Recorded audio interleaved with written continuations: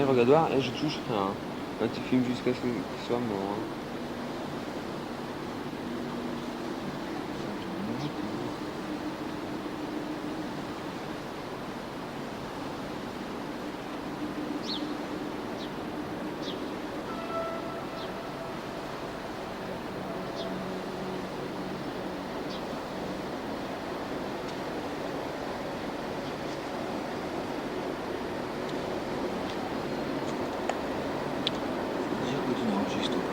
Tirez-vous.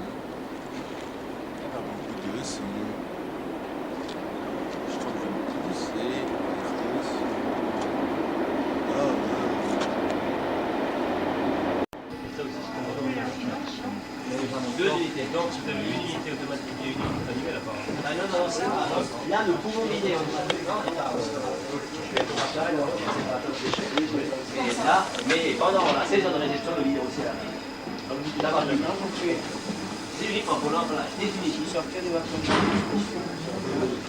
Les éléments se trouvent. Non. Nous essayons de mélanger les composants, par exemple, il y a 104 producteurs.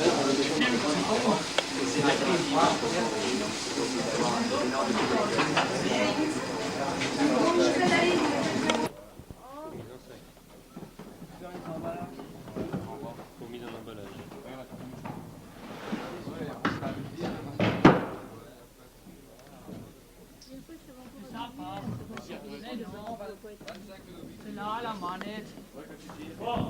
Tu la pousses vers là et tu la tires vers là. Comme ça, tu enlèves le calot.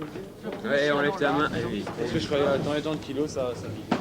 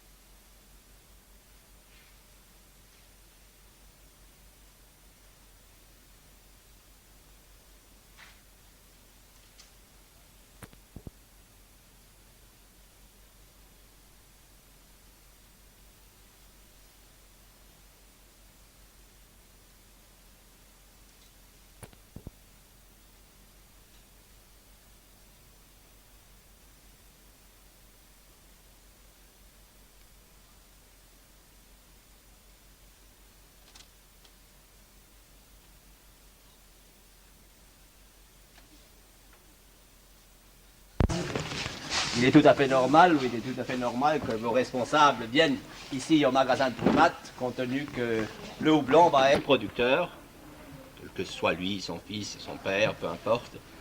Ils ont bien sûr le loisir de venir contrôler et le glacement qualitatif et le poids. C'est pour ça que vous voyez que tout est ouvert, chacun peut regarder. Il s'agit bien sûr aussi d'une question de confiance réciproque. Il y a comme par exemple M. Schmitt, je crois qu'on se connaît depuis quelques années, je crois que c'est 1960 quand j'ai fait la première parcelle d'essai chez toi, à Zeinheim, semis de blé. Alors vous savez, si on n'a pas confiance l'un dans l'autre, après tant et tant d'années, le plus de dégâts, encore une fois cette année, c'était les pucerons. Et là, je vais tout de suite vous montrer une petite collection pour vous montrer jusqu'à où ça peut aller. Il faudra vous enlever peut-être pour que lui, qu'il soit un peu plus clair. Vous allez un peu derrière. Hein.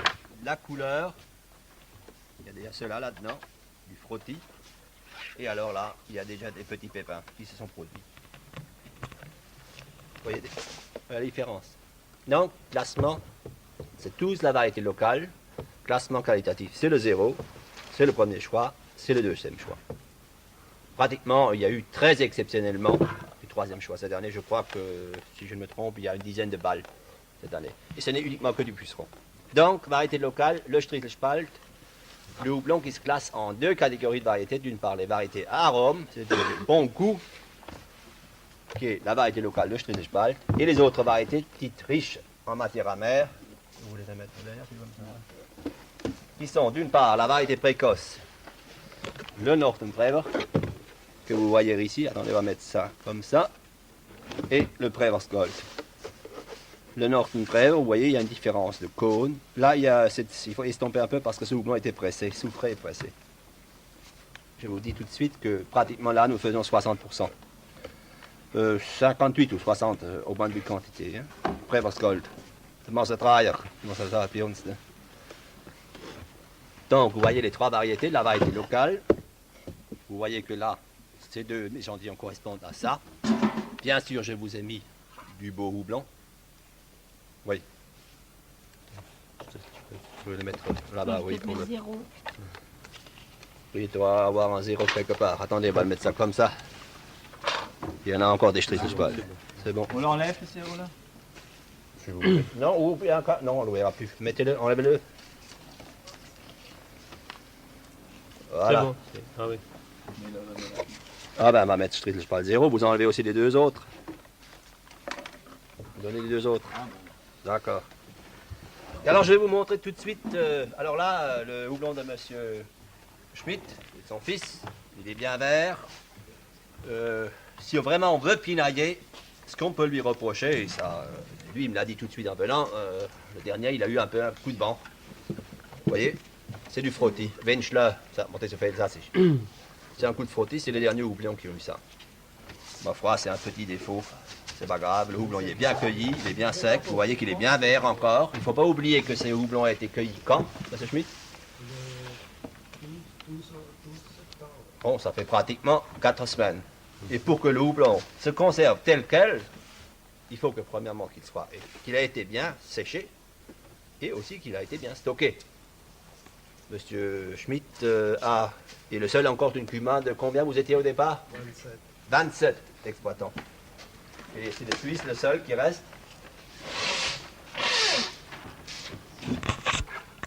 Alors je crois que si vous voulez peut-être profiter au départ, parce que moi je m'excuse, j'ai une sacrée angine, profitez de la présence de M. Schmitt pour lui poser quelques questions. Pendant ce temps, je vais préparer ou vous montrer quelques échantillons de mauvais houblons.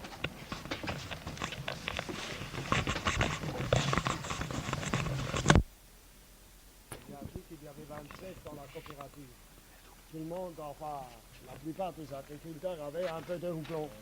Les surfaces par planteur étaient peut-être minimes, mais c'était la plante industrielle traditionnelle de notre région.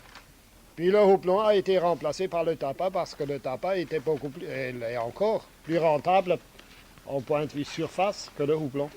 Moins de frais aussi. Oui, mais la surface. Ouais. Et puis tout le monde, l'un après l'autre, ils sont abandonnés. Et puis il y avait tous la machine, nous l'avions en 58. C'est une machine qui nous a coûté à l'époque 10 500 000. La machine.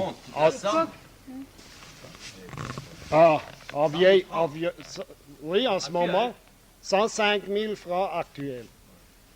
En 58. Et en 63, nous avons construit le séchoir. Et le séchoir nous a coûté 170 000, mais là, nous avons beaucoup fait nous-mêmes. Avec le stockage, nous avons une capacité de stockage pour 640 ans. Et puis tout était en place. Et sur les conseils et de M. Müller et de tous les techniciens. Ils ont dit, écoutez, n'abandonnez quand même pas cette culture, il faudrait continuer. Et alors j'ai augmenté la surface. Vous voyez, en principe, c'est une question d'équipement. Parce que c'est bien beau de changer, et ça, je pense que la plupart d'entre vous sont jeunes exploitants, ou qui connaissent bien. Il faut bien faire attention dans le choix de vos orientations. Bien sûr, momentanément, pour certains qui ont un mauvais rendement, le houblon a été très défavorable. Mais pour le planteur qui est équipé, qui a son équipement, s'il a une bonne structure, par exemple, M. Schmitt vous a dit qu'il a 4,5 hectares de houblon, moi je pense qu'il s'en tire bien. Le tabac a ses avantages, toutes les cultures ont leurs avantages. Chez le cas de M. Schmitt, il a quand même relativement peu de main-d'œuvre sur son exploitation. Il a 2 grandes périodes, et là vous pourrez discuter avec lui. C'est au printemps la mise au fil, c'est-à-dire les repousses qui viennent, il faut faire un choix. Et là vous en mettez 2, 3, pour le nord, 4 au fil tuteur, que vous mettez tous les ans. Et puis la période, bien sûr, pratiquement vous récoltez en 10 jours, M. Schmitt. Non, 6 jours. 6 jours, vous voyez. Donc, chaque exploitation est un cas d'espèce. Et ce que nous avons eu ces derniers temps, il y a eu des abandons inconsidérés de culture du houblon qui n'avaient rien à voir avec les gens n'ont pas réfléchi.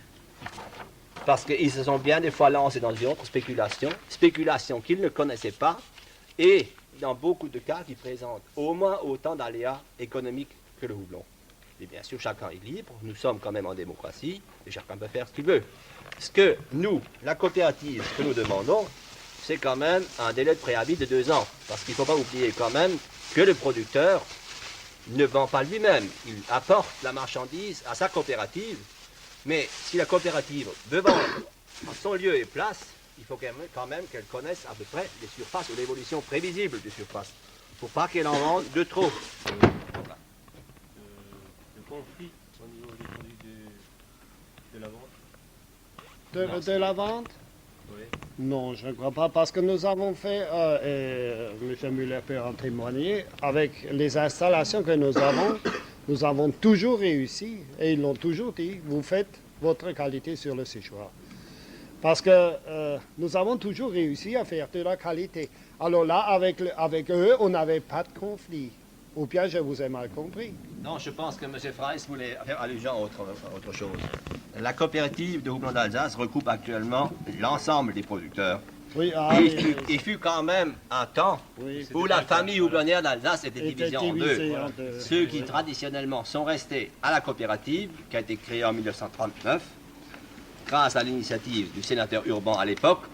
Et s'il a pu créer la coopérative, c'est parce que c'est l'ancien maire de Hurtigheim, un agriculteur de Hurtigheim, c'est qu'il a bénéficié d'une part de son appui politique, il était quand même sénateur à l'époque, et aussi dans une certaine mesure de la conjoncture du Front populaire de 1936. Ouais, je suis bon là. Vas-y, c'est donne là.